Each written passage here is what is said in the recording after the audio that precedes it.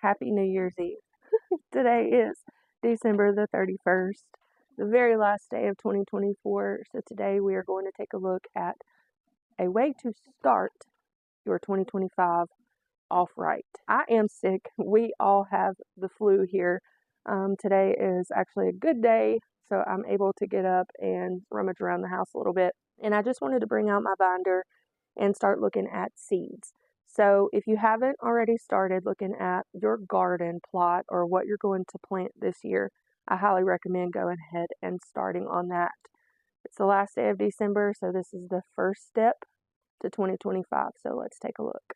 So this is just a 3-inch, I think it's a 3-inch, 3-ring binder. It's very old. It's all stained up. You can tell I've had my seeds in this for years now, and it's done me very good. Let's go ahead and look. It has pockets here in the front, and you can put like your garden layout or some things that you need to keep in there, receipts or whatever else. Now, there is a little folder at the top, and I do keep like seeds that I need to reorder. They're always kept up here to where when I first open it up, I can see that I need to go ahead and reorder those. So all this is card holders.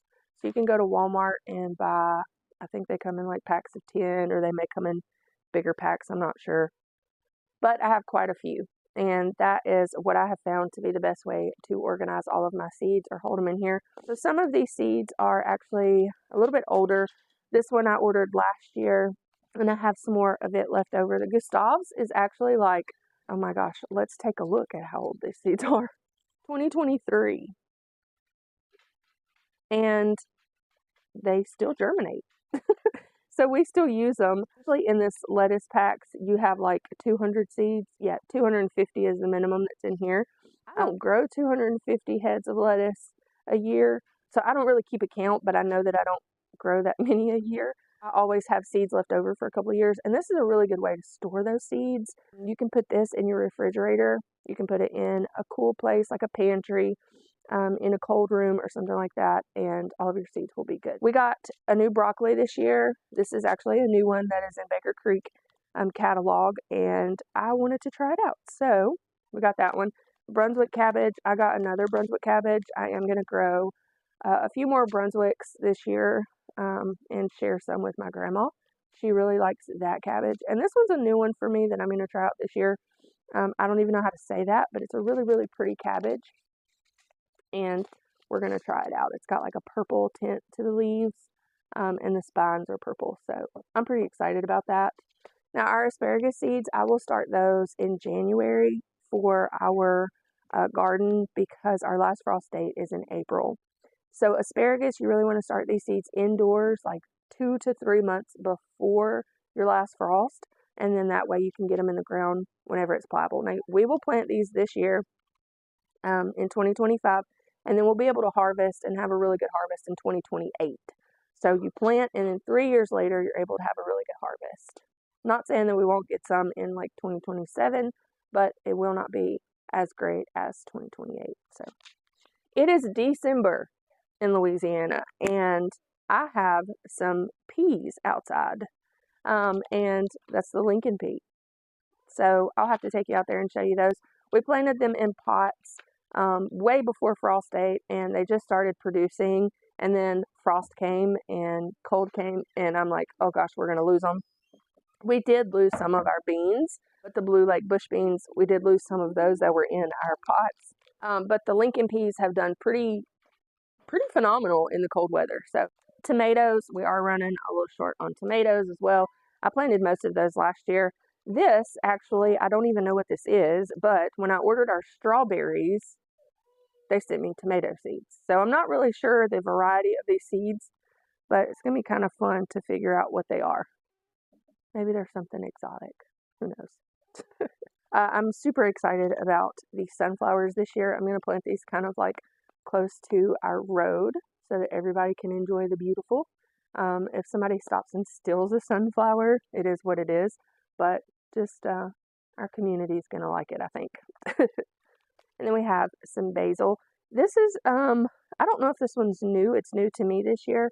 This is supposed to be like a sweet basil that you find in a lot of curries and things like that.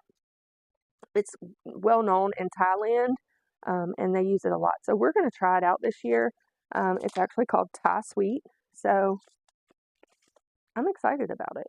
It looks really, really pretty. So I'm excited. And then the Genovese, we have grown this before, and it does great.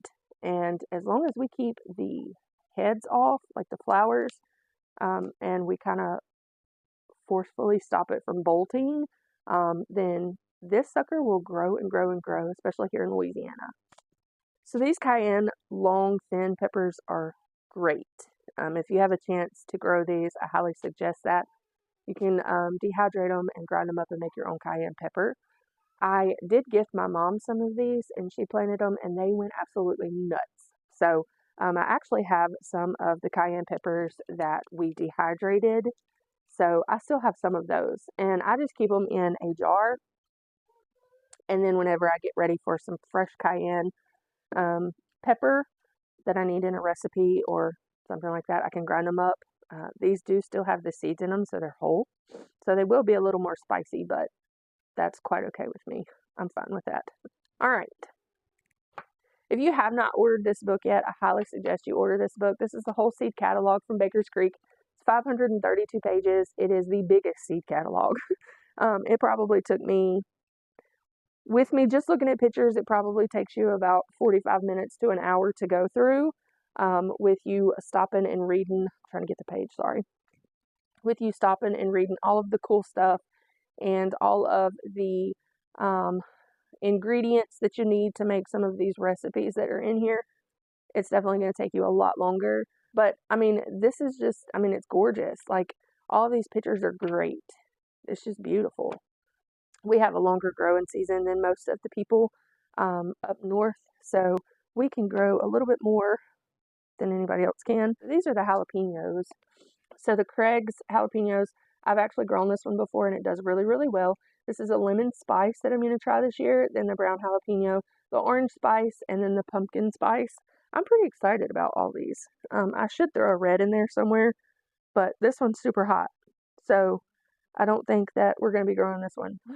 These are unbelievable pictures. They did so good with this book. I mean, seriously.